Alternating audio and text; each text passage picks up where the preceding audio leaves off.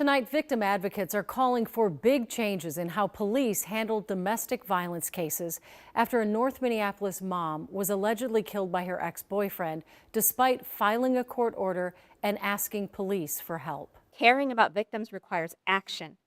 It demands that we are honest and transparent about our failures, and that we are committed to coming to the table with advocates and survivors to develop actionable plans for change.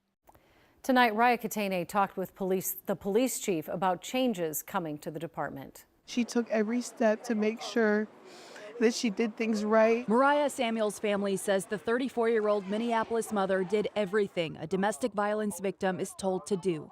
She called the police, sought help, and filed a court-mandated order for protection from her alleged abuser turned killer. Today we are going to speak her name loudly. But despite her efforts for protection, Samuels was shot and killed on the morning of September 14th.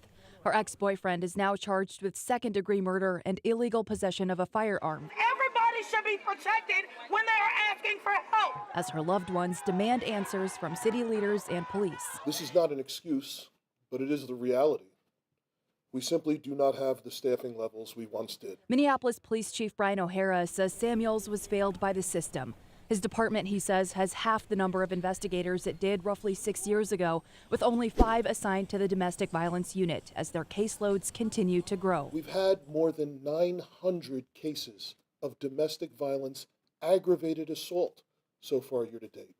That's more than 3 a day. He says his department is now reviewing its response to Samuels' case, including the actions of officers who responded to a 911 call Samuels made just hours before she was killed.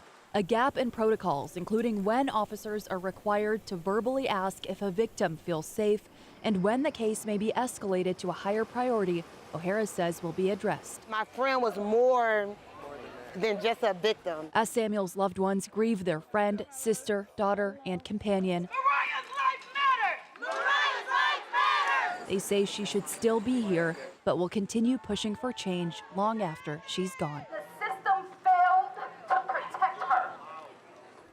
The chief also says he's ordered all officers to receive retraining on their response to domestic violence cases by the end of this year. Julie. All right. Thank you, Raya.